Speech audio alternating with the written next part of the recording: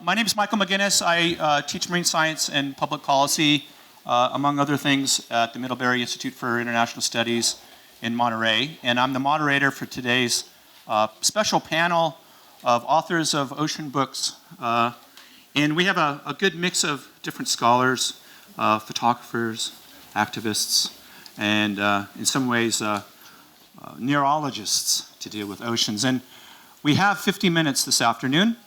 And I think, given the fact that it can take a hell of a long time to write an important book, it's almost impossible to talk about that book in 5 minutes and reveal, the true intentions or themes or objectives of writing a book. So, as moderator, I've been asked to really sort of, in some ways, ask a single question that can be the focus of our 50 minutes today. And I do want each author to spend some time reflecting on one question in particular, and that is, the ocean can be very ephemeral. The winds and the currents. At times we may see a whale, and we can identify with that whale or beautiful sort of wave. But I think there's something special about the ocean that an author often has a deep-held feeling about or perception about, or maybe it's a reflection of one's science. And so I want to ask one particular question to our panel members who have all written beautiful books, and that is, why the ocean? Why focus on a particular part of the ocean or a particular sensibility associated with the ocean? And I want to start with the author of a book that's become, I think, in many ways, very powerful as a metaphor for our shared experience, the fact that our own genealogy comes from the ocean, and that is the author of Blue Mind.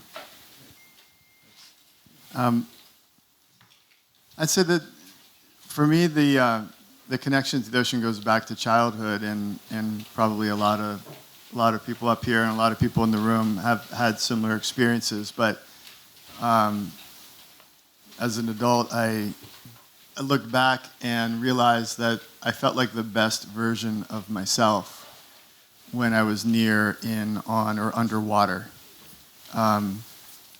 Just felt good. It felt right. I felt clear. I felt strong.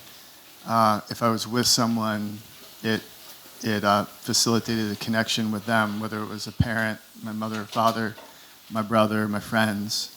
And getting older, lovers, my wife, Dana, and now my children. And when we're in water or near water, we share that. And as a scientist, I wondered about that feeling and wondered if somebody had written a book about the neuroscience of the feeling we have when we're near, in, on, or underwater. And I hope to check that book out of the library, and I hope to read it and then try to apply it to ocean conservation. But it hadn't been written. And so I tried to convince some neuroscientists at Stanford and UCSF and other institutions that they should write it. Because I was just a marine biologist and not my business to write a book about the human brain. And I wasn't successful at that at all. Nobody picked that up. So by default, ended up writing this book called Blue Mind, which is kind of tries to get at that fundamental question: why? What is this connection to water or to the ocean? And if you know a little bit about neuroscience, much like the study of the ocean, we really don't know a lot about the brain. We know a lot more now than we did 10 years ago, and certainly a ton more than 20 years ago. But we're uncovering the tip of the iceberg, and there's a lot more to do. So to ask a question, what is this brain on water thing, is really a preliminary set of answers, and probably more questions than answers. So I'm enjoying being part of that inquiry and hanging out with neuroscientists and fellow ocean lovers and explorers and surfers, and trying to better understand that water, wild, healthy water, is medicine. It helps us relax. It helps us connect to each other. It reduces stress in people who are dealing with very high levels of stress. It's useful for people with autism, parents of kids with autism, and the list goes on and on. But if we wreck our ocean, if we cut off access through pollution or through fences, we lose that medicine. And then we have to rely on things like pills. And that wild water is very, very useful, whether it's in the form of a lake, a river, or an ocean. And that's a pretty exciting idea. And I think one that will continue to grow. And it's an old idea. It's an intuitive idea, but now that we have this neuroscience to add to it. And so lately for me, that has been the context for exploring the ocean, was really exploring the deep ocean inside our own minds. So. I want everyone in the room to take a breath and then hold your breath. Everyone, hold your breath. The ocean, phytoplankton, produces roughly 50%, 40% of the breath of the earth. And if phytoplankton are lost, that means you need to hold your breath 40% of the time you breathe on this planet. And I want to recognize that we are all in many ways saved by the sea. Its productivity, the breath it produces. And perhaps the next author who really, I think, reveals this essential feature of being saved by the sea can also address the question of why the ocean. Right, which is, I mean, you're right about your passion. So, Saved by the Sea is the latest just example of what I'm sorry, David Helvarg. Yes. Latest book, Saved by the Sea. Hope, Heartbreak, and Wonder in the Blue World. And, like a lot of us, I mean, as a kid, I thought I'd be a frogman and, save dolphins in America. And then when I was around 12, I thought I'd be an oceanographer. And then I got distracted by the moments and social movements of my youth and went off and became, a radical. And when I was around 21, I realized we weren't going to have urban guerrilla warfare in the U.S., so I went off to Northern Ireland to see what it looked like. And as a journalist, I discovered the old axiom that in war, truth's the first casualty. My sympathies didn't matter. People were delighted to lie for me from all sides, so I had to become an investigative journalist. And then I spent the next 30 years in this schizophrenic state of going off to cover wars, epidemics, and politics so I could get home and body surf. And eventually got to write, wrote a book about the environmental backlash of the 90s, war against the Greens, and then around 2000 wrote the ocean book I've been wanting to, Blue Frontier.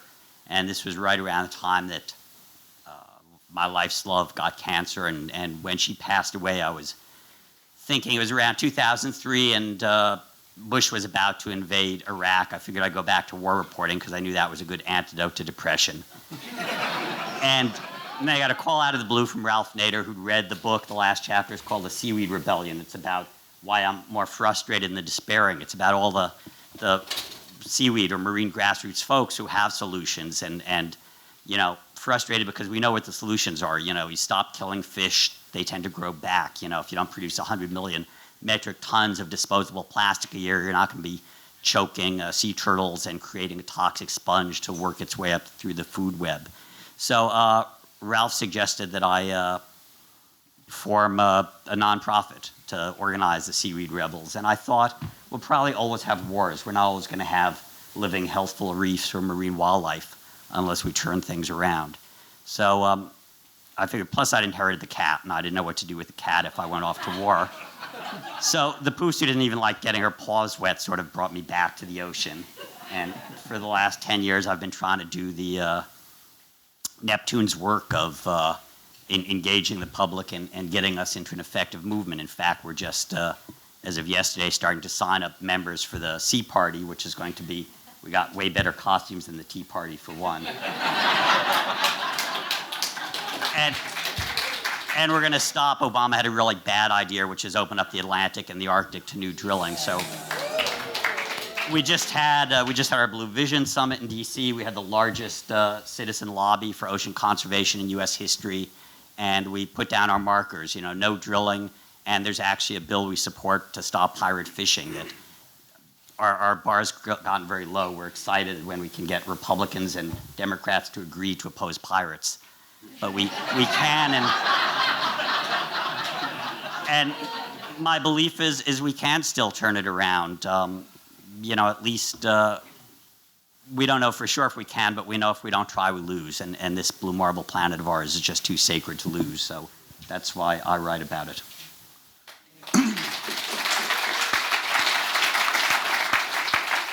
So, I'm really blessed in my region of the Monterey Bay bioregion to have great scientists and academics, and certainly Steve Palumbi, internationally known marine scientist.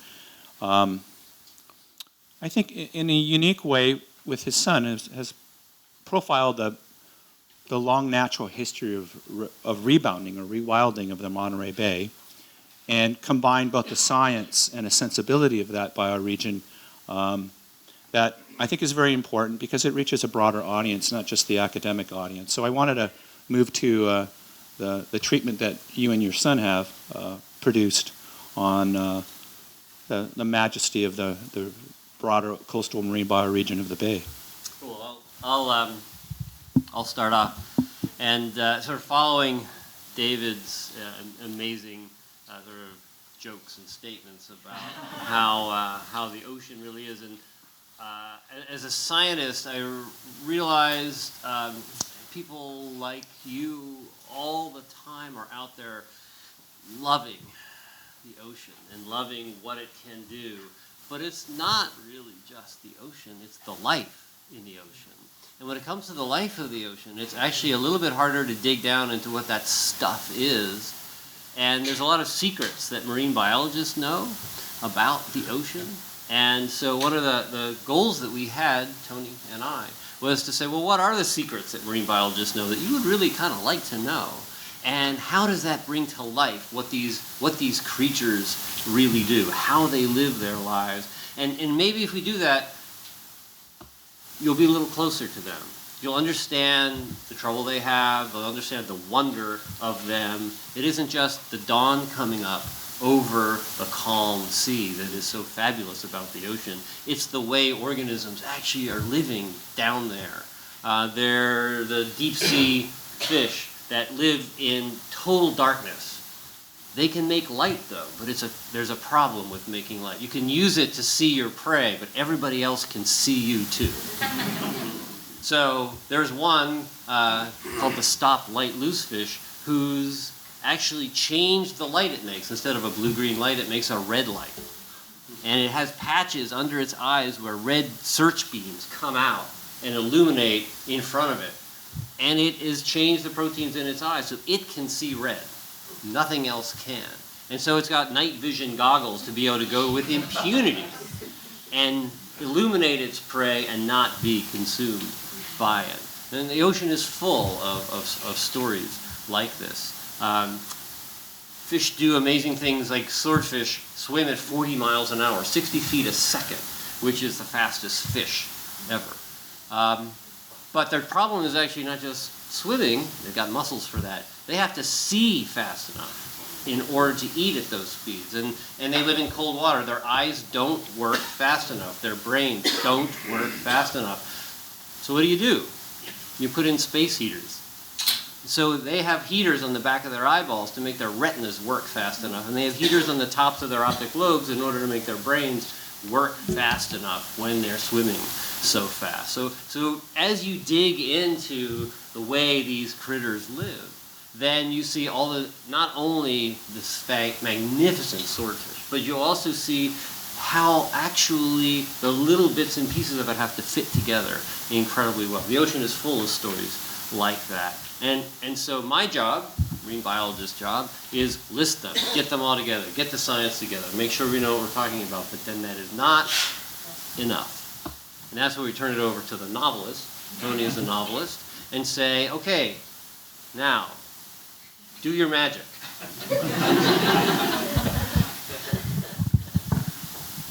I don't know. Here we go. We hadn't discussed the segue, so I guess that's it. Improvise that way. So right. So I am Tony Palumbi. I'm Steve's son.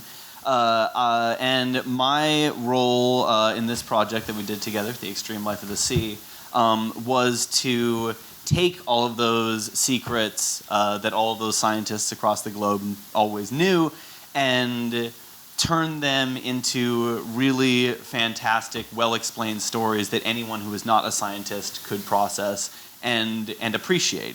And we had this audacious belief, the two of us, that we could do this without having to dumb down the science.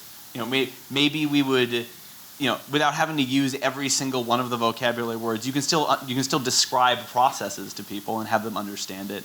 And so we thought that we could really trust the intelligence of our audience to understand the science that we were putting in here, and that sort of freed us to go beyond numbers and chemical combinations to talk about stories and to build characters. And that's what I do as a fiction writer.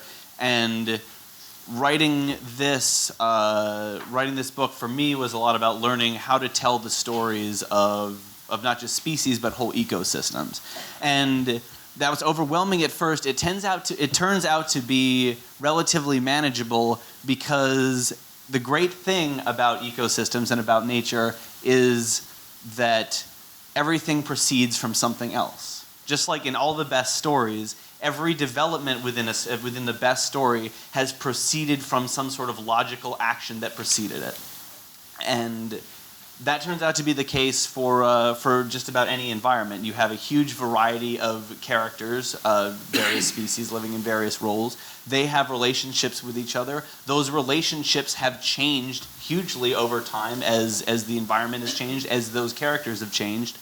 And so everything that you see in an environment at any given point in time is really a story at some sort of frozen in situ, if you look at it. But looking at just going to this other book that Steve wrote by himself, The Life and Death of Monterey Bay, really at every point along the bay's evolution in its path from being gorgeous and perfect to almost a complete wasteland and then coming back, every single thing makes sense, not just in terms of the people who were involved in it, but also just the nature involved, the species who were operating below the surface.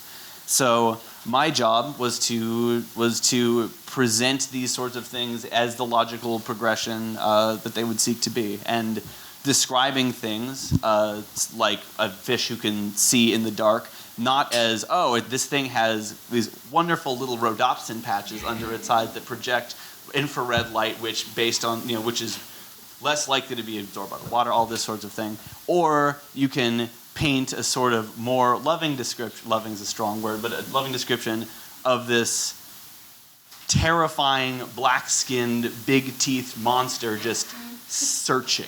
Just two red searchlights moving through the water, and everything getting lit up by them, not even knowing it. And it's that sort of thing that you can bring people into. It turns out that life and nature is vastly more exciting when you look really closely at the processes involved than you would ever think. And my biggest embarrassment as an adult is thinking back on myself as a child and how bored I was almost all the time, complaining about being bored and just having almost no appreciation for all the great things that were going on around me. And that's sort of been the big reward for me of becoming an adult. And sort of bringing that awareness that everything around us is a process that is forever ongoing and forever changing. That's sort of what we try to bring to it, and I think it fits really well with what we've come to know about science. Thank you. So, we know we live in the age of an Anthropocene, where virtually every ecosystem on the planet has been affected by human activity, and certainly climate disturbance reveals that human impact profoundly. And if you think about an ocean, that concept of an ocean as an endless frontier to be wasted, to be fished, to be dumped on, to be polluted, has ended in this age of the Anthropocene. And you think about the ocean sort of like the metaphor of the Bay Area here. It has very little reference to its original sort of evolutionary ecological significance. So much has been denatured by human impact and human activity, coastal wetlands, and the song of birds now missing from the marshes and the intertidal mudflats of the bay. And if you think about this ever expanding ocean frontier, you think about the concept of the last ocean, the last area where truly that reference point to the evolution and natural history of that ecosystem is the subject of the last book today, The Last Ocean by John Weller. And I encourage you, as someone who knows several photographers who's worked for National Geographic and the like, and PBS, and after I saw John Weller's photographs before the book was published, I was amazed because it gives you the scale of what's at stake at different depths on the surface of ice, the ice ecology, the benthos, and with a focus on one particular fish, which we consume, and that is a toothfish, an old living fish we know very little about, and that totem species inspired a whole range of people involved in media, people like John involved in photography and writing, produced a very wonderful documentary called The Last Ocean. So I want John to reveal, again, why the Ross Sea, why the focus of, in some ways, the lifetime of work that I think your book does reveal. Well, yeah, so to answer that question, you have to understand that I grew up in Colorado. And so I really knew nothing about oceans. And I was a photographer, and I was actually writing a book about a desert area in Colorado. And I kind of felt like I was a pretty aware person, and pretty up to date on issues. And it turned out I was quite wrong. So my path, my journey started actually with a high school friend of mine. And she had been working down in Antarctica for some time, and she would kind of blow back through town every 6 months and give me the state of the world, and we'd have this incredible meeting and talk late into the night about all her travels, and she'd catch me up to date. And in 2004, she came to my door, and she would always show up unexpectedly. So she'd pop into town and show up at my door and knock on the door. And she did. I think it was about 8 o'clock at night, and I opened the door. I was like, "Oh, Heidi!" And instead of giving me a hug, which was usual, she thrust this well-worn set of pages into my hand. And she said, "You have to read this right now." And she literally made me sit down and read this paper that she had obviously been carrying around with her on her travels. It turned out it was a paper by an Antarctic ecologist named David Ainley. It has the title of the paper is "Acquiring a Base Datum of Normality for a Marine Ecosystem." So it is very catchy, so I was immediately intrigued. But despite that, it tells this story that I think everybody needs to know. And what it does is it lays out this idea that the Ross Sea, Antarctica, is the last large intact marine ecosystem on Earth. And that just blew me away. I mean, I had no idea, and I had really such little contact with ocean issues that the idea that we could be down to one remaining intact marine ecosystem on Earth was just beyond belief. And I sat there and I read that paper, and it was so, I felt so desperately sad about this idea. I couldn't even really concentrated on it for a while, but it just got under my skin. And I ended up calling David Ainley and flying out to California. He lives in Marin, and meeting with him. And we made a contract basically with our eyes that we would try to tell this story and push for marine protection in the Ross Sea. And so to tell you the full story, and Michael gave you the preview, there is a fishery that's moved into the Ross Sea. Started in 1996 as an exploratory fishery. It's thus become a full-blown commercial fishery, fishing for Antarctic toothfish, which is the largest fish in the Ross Sea. It kind of plays the role of the shark in that ecosystem, and it's a very tasty fish as well. It's been coined as Chilean sea bass. So Chilean sea bass is a made-up name. It was made up by a wholesaler named Lee Lance in 1977 to market toothfish, because it doesn't sound really great to eat a toothfish. So, so in any case, this story, like I said, got under my skin, and David and I committed to each other that we would try to tell this story and push for a marine protected area. We started moving around the country and trying to gain support. And, to make a long story short, over the course of the next 10 years, we developed a community of NGOs, scientists, politicians, all over the world.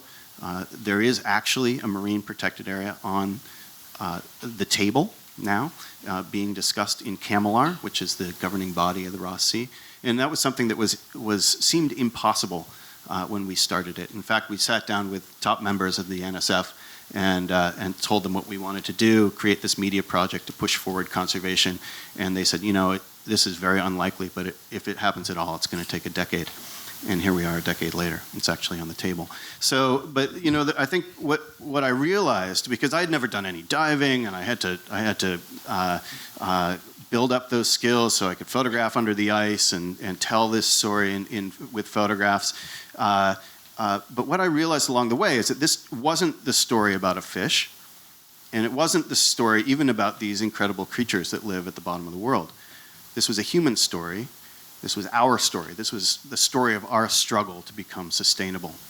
And if we can't draw a line in the sand and say, this is worth more alive than dead, then where are we going to be? So, and now as a new father with a 1-year-old, it has a whole different tenor to that question. So I'll leave it at that, because I might start crying if I think about my daughter and the state of the ocean and what we're leaving for her. So. Beautiful. Well, I think it's probably appropriate, given it's about, we got about 20 more minutes, to ask members of the panel if they had a particular question for the other members. I've been hoping to ask you this. You gave a talk at Kepler's Books a few years ago about that book, and you mentioned Julia Platt and her emotional connection to the ocean. But what struck me about her and that whole story of the protection of the Monterey Bay is that the requirement, in order to protect biological diversity, we need emotional diversity. We need people who are emotional outliers. And I think Julia represents an emotional outlier in many ways in what she was able to accomplish as a female scientist at a time when that was not encouraged. And so I would love for you to tell that Julia Platt story through that lens of the emotional diversity that's been required in order for you to write that book. Yeah. I would be glad to. Julia Platt is an amazing woman. Emotional outlier is a great way of putting it, an outlier in almost every way. She got a PhD in 1890 in marine zoology. You could not get a PhD in marine zoology in 1890 if you were a woman in the United States. She went to Germany to do that because she could not do graduate work in the United States as a woman. She came back, settled in Pacific Grove, just south of Monterey, and became one of the most fierce activists about the ocean and how people had to have contact with it, had to have access to it. Her most famous exploit was when a property owner put up a gate across the access to the beach in front of their house at Lover's Point in Pacific Grove. She broke the lock and opened the gate, and then they put the lock back. And she broke it again, and then they put the lock back. And then she went up with a ladder and a crowbar and an axe, and she took the entire fence down. And then she put out a placard. She was great for placards. I mean, she really kind of invented tweeting. It was put up this placard, and it basically said, "I, Julia B. Platt, open this gate so that the public might pass through and might reasonably be able to pass through to get to the beach. I act in this matter because the mayor and the police department of Pacific Grove are men and possibly somewhat timid.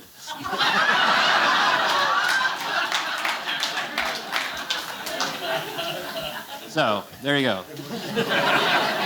Well, became mayor eventually.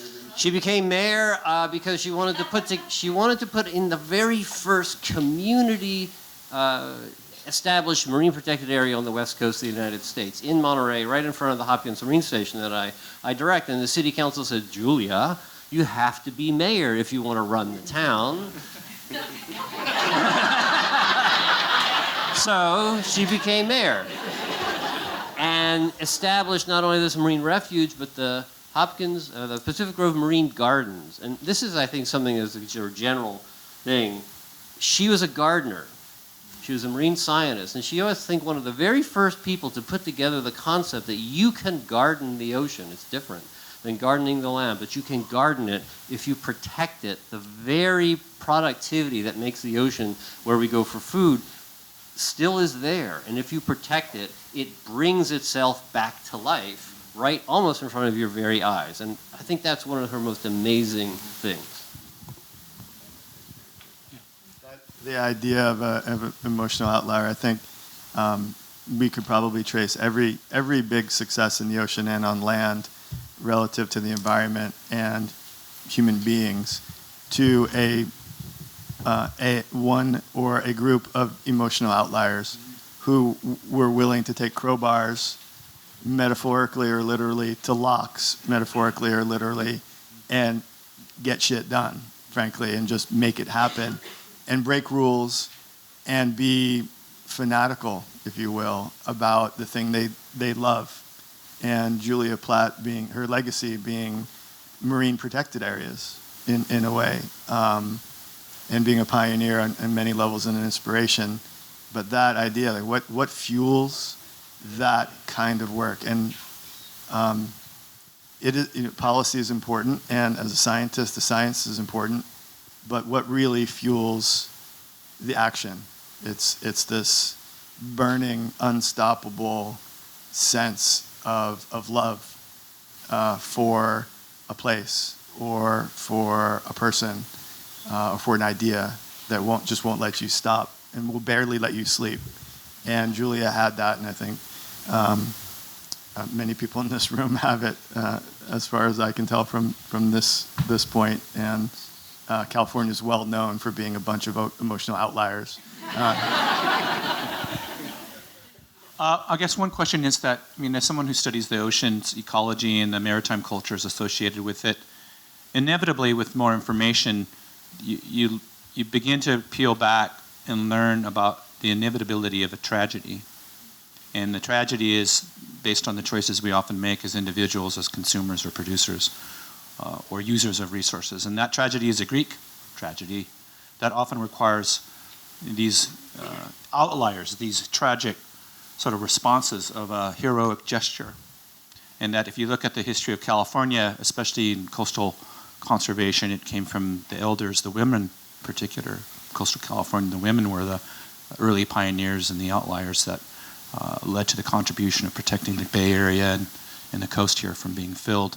But how can an author of a book on oceans also sort of work throughout that, what Campbell calls the hero's journey? There's a heroic gesture in writing, and that you have to deal with your own demons and the bad news and overcome, in some ways, the challenges inherent to wearing the mask of a hero. So I want to ask the authors. Can we ask? Oh, no, I was going to just see if we could get. I just hope the audience would ask questions. Yeah. So I don't know if the science perspective is enough to answer that. But I learned from working with Tony on this that the science can be there as like in a detective novel, like the facts on the ground and the ways that things fit together. But it does take putting the story together in a narrative framework, and that really that people can begin to jump into. And as Tony said it when writing the introduction to the book was you don't really care about the plot of anything until you care about the characters. Caring about the characters is where you start with that, telling that hero's story. I mean, and I use quotes for my last books, The Golden Shore, California's Love Affair with the Sea. And I do think we're an example of how things work. I mean, we're at the scale that, with 39 million people and the world's 6th largest economy, that because there's this passion here, the Currents of Discovery is a chapter on marine science here, and I open it with, it's like living in Hawaii and working at Harvard. Steve Palumbi on doing marine science in California. But what's exceptional, and he's done both, of course, but what's exceptional is that this is one of the few states where the cutting edge on marine science actually is adapted by state policy. And so we take the science and we put it in the water column. I mean, and part of why we do that is because we have a democracy of blue interest here, because, we're not dominated by a single industry or special interest. Every Californian has that sense of entitlement to the shore and the ocean, and we have the Navy and we have the fishermen, but we also have the surfers and the marine science nexus. And it's a very messy democratic process, but it comes out with good endpoints, from the Coastal Commission a generation ago to 2.5 years ago when we created a network of 16% of our state waters as this network of marine protected areas, like putting our world-class state park system into the water column. And I think that as writers, we also have to be activists, and as activists, we have to understand the science, and as scientists, it's all connected. It's all that emotional connection that Californians get. And, Sam Farr, who's a congressman from Monterey, has told me this is the only state where you can get elected or lose your job based on your attitude towards offshore oil and coastal protection. So how we spread the salty Kool-Aid is the next challenge. So just to recognize that if you're interested in one of the author's books, or all of the author's books, there's a book signing after this panel. Across the street, slightly to the left, you look for some tables and some umbrellas, and the authors will be signing the books for you. And I want to encourage you to have a one-on-one, face-to-face interaction with the authors. Any questions from the audience? We have roughly 15 minutes. I really appreciated your question and your answer about Julia Platt. That was really interesting, because I've been sitting here the whole time looking at you 6 guys and wondering what is the state of women in marine science. We all have stories about that, but I think the state of women in marine science is better than it's almost ever been, ever. Some of the most amazing people in marine science are Sylvia Earle, who is one of the greatest ocean ambassadors that we have ever seen. One of the most amazing marine scientists who has become the world's, really one of the foremost conservationists, is a woman named Jane Lubchenco. And she ran NOAA, the National Oceanographic and Atmospheric Administration, for 4 years. She has been very much part of the State Department in bringing ocean issues to the country and to the world. And more than that, I think she has given us cover as scientists to be conservationists as well. She created the Pew Center, or the Pew Fellowships in Marine Conservation, of which we're most of us associated with. And she's also done things like create the Elder Leopold Leadership Program and a whole set of collaborations. There's a woman named Nancy Barron who started something called COMPASS, the Communications Partnership for Science and the Sea, and with other folks. And she has led the way in training, it's a hard job, scientists to talk to people in a way that they can understand what in the world these scientists are saying. And she has really changed things all over. So Nancy Knowlton, who now holds the Sant Chair at the Smithsonian National History Museum, who has been relentless in trying to get people to understand that the diversity of life, especially on coral reefs, is fundamentally crucial and is in trouble. We're in really good shape when it comes to women. They're just too busy to just sit here. Right. I actually asked. I actually asked that question when we were lining up. If we were all going to be like, white guys at the forum. But sometimes it shakes out that day. I was at the Coast Guard Academy and I was on the simulated bridge and it was all young women. And I said, is this intentional? They go, no, friends select friends, and it breaks out that way. And certainly when you look at our directory on bluefront.org, we have our Blue Movement directory of like 1,400 groups around the country that are working on coastal and ocean protection. And a significant number, probably a majority of the leadership at the grassroots is women who are engaged in protecting their part of our blue marble. I just add that there's a lot of the students, the grad students, I'd say it's at least half, not more than half are young women. So the next generation is strong, alive and well, and predominantly female. I would say that the place for work is other kinds of diversity. It is. There are a lot of white marine biologists. There aren't that many marine biologists of color, although there are.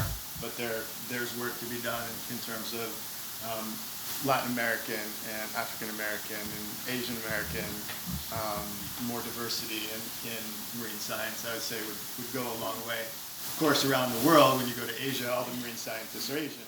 And you go to Latin America, they're all Latinos. So it's different, but that's just definitely a place for us to lean in a little bit as mentors. And just in organizing any social movement, including a blue one, it's just we increasingly talk about the triple bottom line, which is, the environment, the economy, and equity. And if we don't get those in balance, it's not going to happen. I have one more thing to add in that, I wrote this book. We have a film out, and we're pushing hard for conservation down in the Ross Sea. But the person who's doing probably the most is my wife. She should be on a plane to Monaco at this very moment to attend a think tank on how to break through the barriers to protection in the Ross Sea. So, yeah, people are doing a lot of good stuff. One more question, given it's 1:43. I have a question. I actually saw Sylvia Earle 2 weeks ago, and one of the things she talks about is not eating fish. She doesn't eat fish, even sustainably grown fish. And she described if you went to the market and you saw that array of fish that we see, and you saw them as birds, robins and sparrows and eagles and owls, you wouldn't eat them. And she said that's what it is. I'm just wondering what your take on is eating seafood. I don't eat fish anymore.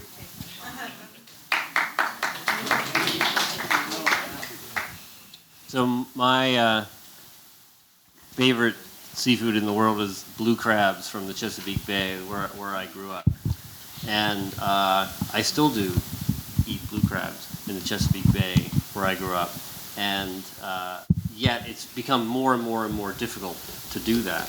I'm a geneticist. I also test fish, and I run a whole lab where I have my students buy some sushi and find out what it really is. So I don't eat sushi anymore. But, I think I'm very, very, very careful about what seafood I eat. But it still is a connection to me, to the ocean, to what I grew up with. It's one of the reasons why I think we can and still be connected with the sea. And I think personally, if you do it carefully and you do it with a lot of forethought, you can make that work. In Monterey, we have a wonderful fishermen's co-op now, and these are women and men who go out and catch fish weekly. They're strong, right? Not weekly, but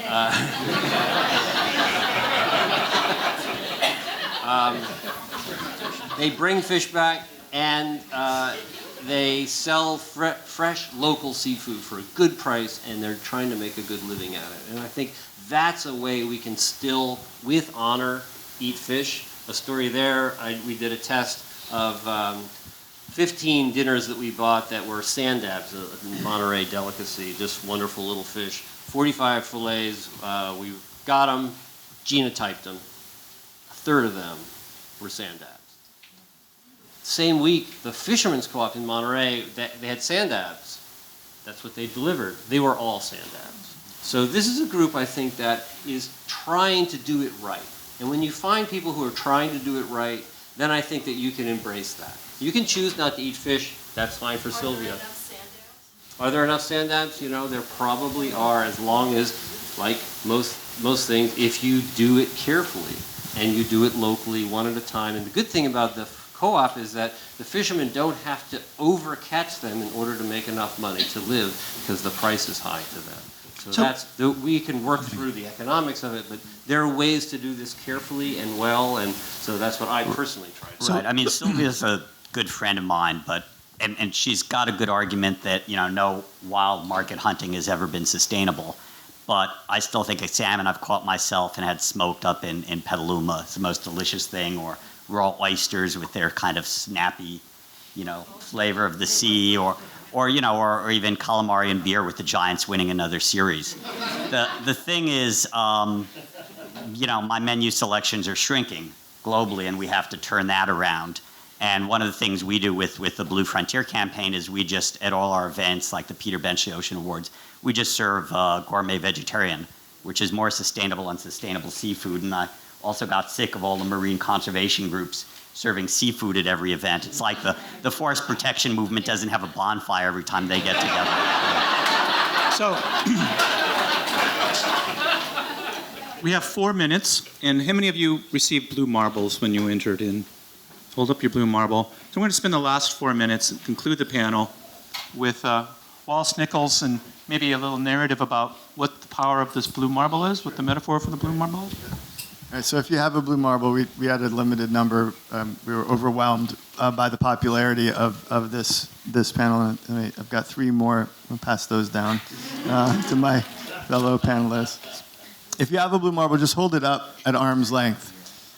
And these blue marbles, I think, are one of the most useful teaching tools I've come across in speaking about the ocean and speaking about water, because they're cheap, they're portable, and they're versatile, and it becomes a very personal, but also can be a very scientific experience. So if you hold your blue marble out at arm's length, that's what we look like right now from 1,000,000 miles away. If you could quickly fly 1,000,000 miles away and look out your rearview mirror, you'd see something about like that. Depending on the length of your forearm, it's about right. So I did the math. It's pretty close. You can adjust accordingly.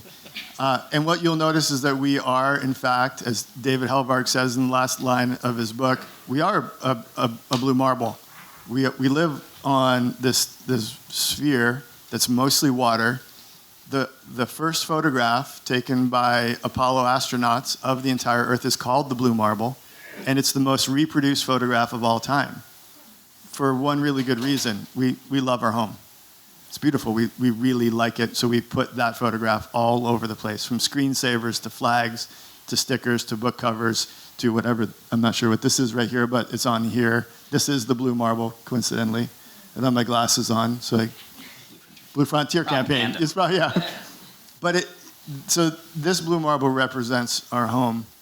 If your pointing finger, what is that finger called? Index finger. If your index finger is on the top and your thumb's on the bottom, so your index finger is kind of squishing a bunch of polar bears, and your thumb is on the Ross Sea right there. And if you take your blue marble and pull it really close to your eye, like you're looking through a microscope, and look at one of those spotlights, but really, really close to your eye. Don't touch your eyeball, but get really close. You'll see that your blue marble is, in fact, full of organisms. Kids say they see turtles and dolphins and whales. Adults say they see bacteria and viruses. And sometimes plankton. But if this were a volume of seawater, there would literally be hundreds of millions of organisms in that much seawater.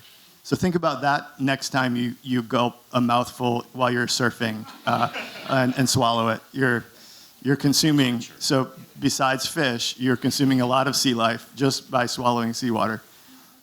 So this is a simple gift from us to you as a reminder that we share this little blue planet. Everything we do matters. Our food choices, the books we read, the books we write, how we raise our kids, what we devote our time to. It all matters because we're living on this one small planet. And as far as we know, there isn't another one to go to. And so it's a gift of gratitude. And we ask that you just take it, put it someplace safe, but then pass it on to somebody that you need to say thank you to, that maybe you haven't ever said thank you to. And tell them your version of this story, of this conversation, and what it means to you. Embellish it in whatever way you wish. And ask them to pass it on. And we've shared 1 million blue marbles around the world. Some of you have gotten them before. The Dalai Lama got one to keep things kind of copacetic. The Pope got one, kind of keep things even.